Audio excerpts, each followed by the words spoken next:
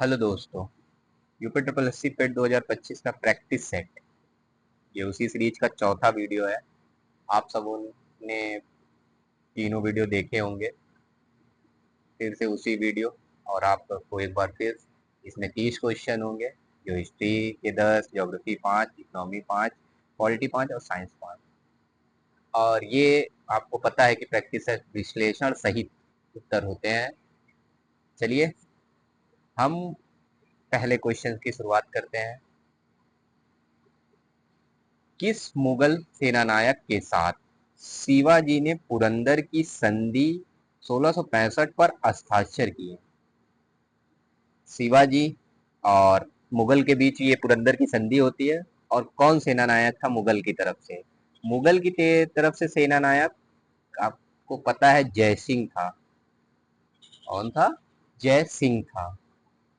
इसमें इसमें शिवाजी द्वारा क्या 23 किला मुगल को दे दिए जाते हैं। 23 किला और 4 लाख फूड, 4 लाख फूड मुगलों को दिए जाते हैं। फिर दूसरा क्वेश्चन, निम्नलिखित युग्मों में कौन सम्मिलित नहीं है? इसमें कौन सा गलत जो है? अजमेर कुवल अल इस्लाम, जौनपुर अटाला मस्जिद, ये ठीक है। मालवा जहाज महल, ये भी ठीक है। गुलबर्ग जामा मस्जिद, ये भी ठीक है। अजमेर में नहीं है कुवाल अल इस्लाम, दिल्ली में है। कहाँ है? कुवाल अल इस्लाम दिल्ली में स्थित है। तीसरे क्वेश्चन पे आते हैं हम। यह भी कूट से मिलाव है। इसमें दिया गया है जैसे किस शहर से अष्टाधाई से कौन से संबंध है? अब देखते हैं, मिलाते हैं इसको।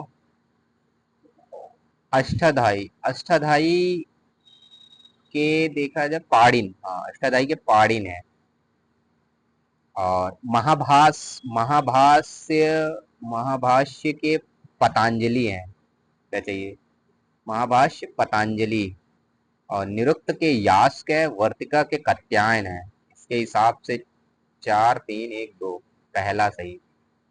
अष्टाधाई पाणिन्य है, महाभाष्य आपको पता होता, एक भी ऑप्शन पता होता, अष्टाधाई पाणिन, महाभाष्य पतंजलि, बस देखिए और कोई में है ही नहीं।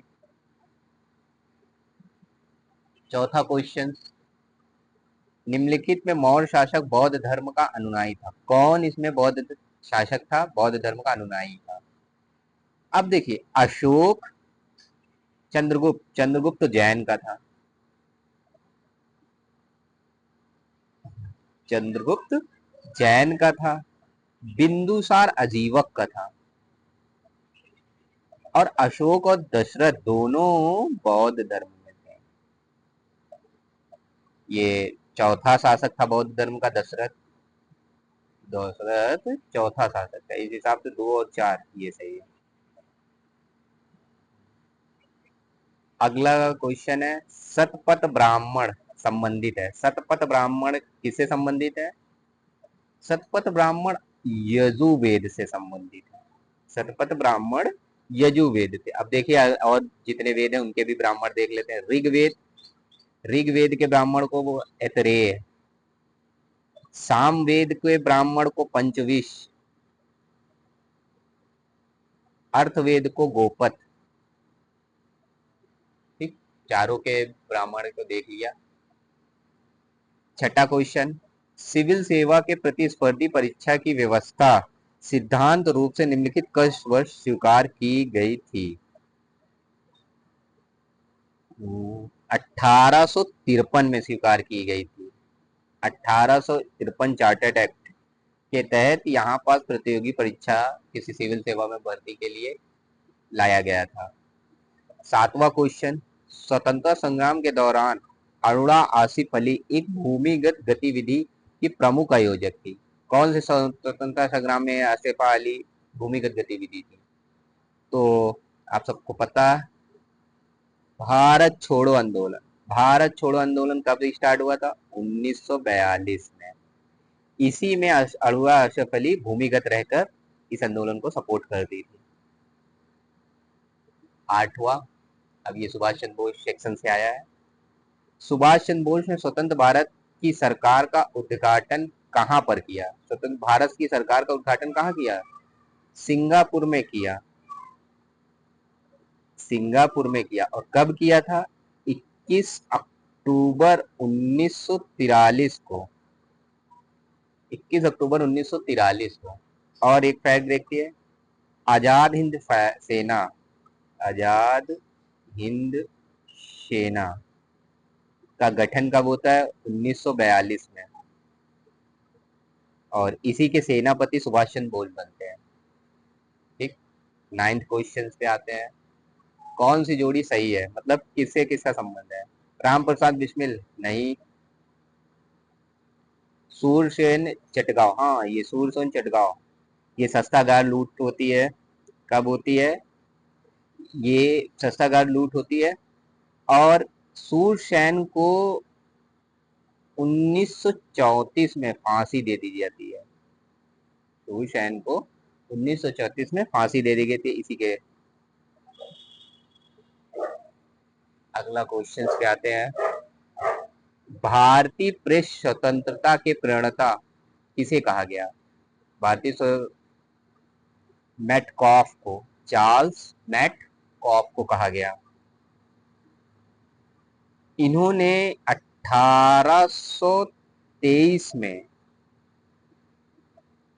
कुछ सिख अधिनियम को रद्द कर दिया था।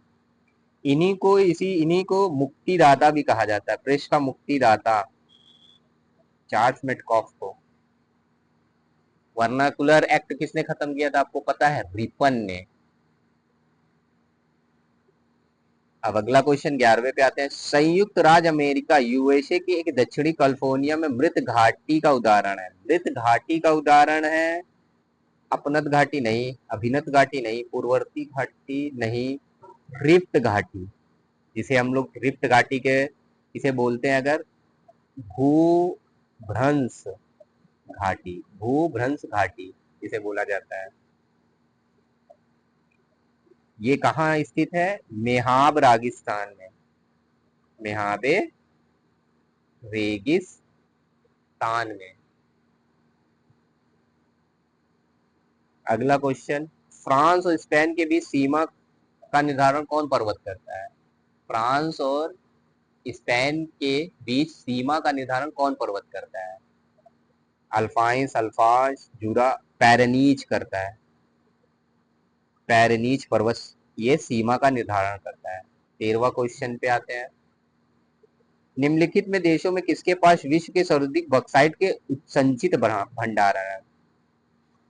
इस देशों में ऑस्ट्रेलिया, ऑस्ट्रेलिया का संचित भंडारण है। अगर देखा जाए तो इससे पहले गिनी, गिनी का सबसे ज्यादा देखा जाता है, लेकिन ऑप्शन के हिसाब से ऑस्ट्रेलिया है। 14वां पे आते हैं। निम्नलिखित किस नदी तट पर बद्रीनाथ की प्रसिद्ध मंदिर है?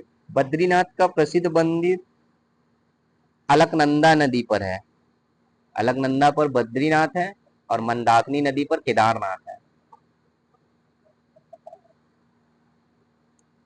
ये भागीरथी और गंगा। उरेग्वा दौरा किसके संबंधित है? उरेग्वा दौरा WTO से संबंधित है। उरेग्वे दौरा WTO से संबंधित है। 15 अप्रैल 1994 में ये उरुग्वे दौरा होता है, जहां पर WTO की नींव पड़ती है। WTO की नींव पड़ती है और WTO का मुख्यालय आप सबको पता है जिनेवा में है। WTO का मुख्यालय जिनेवा में है। 16वां क्वेश्चन, 2011 जनगणना के अनुसार निम्न में से किस राज्य में जनसंख्या की कमी आई थी? नागालैंड में। इसमें 0.6 की कमी आई थी जनसंख्या में।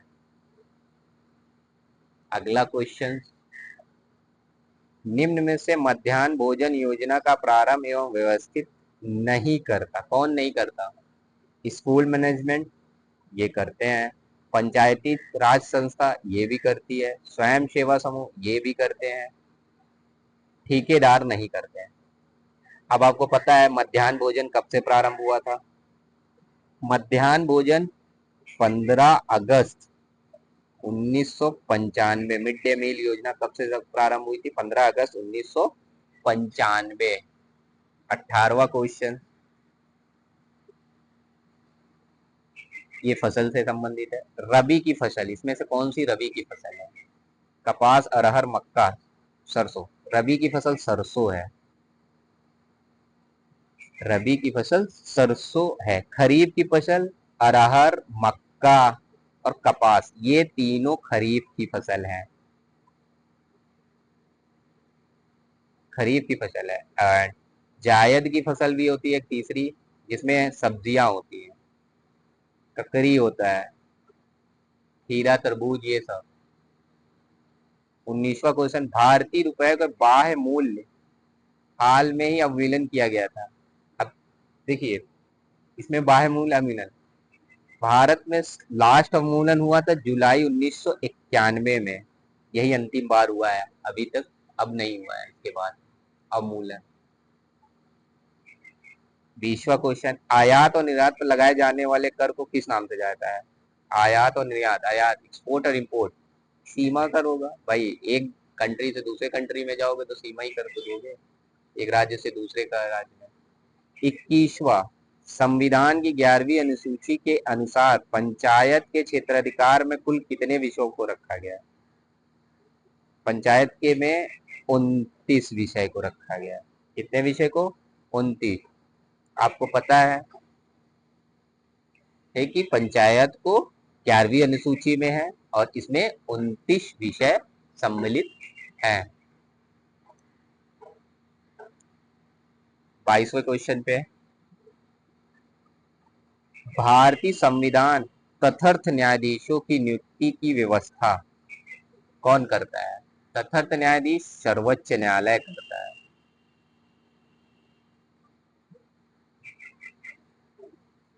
अगला क्वेश्चन, केंद्र राज्य संबंधक डॉक्टर पीवी राजमन्ना समिति का गठित हुआ।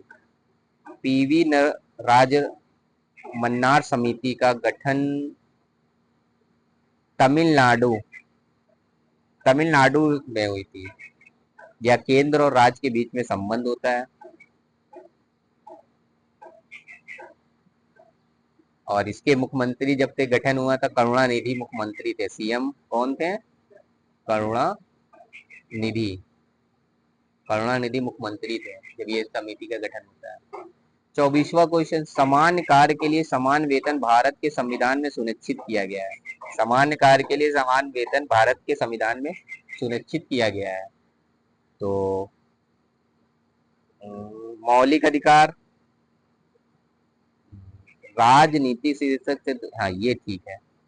मौलिक अधिकार नहीं है भाई समान वेतन, ये एक संवैधानिक अधिकार है।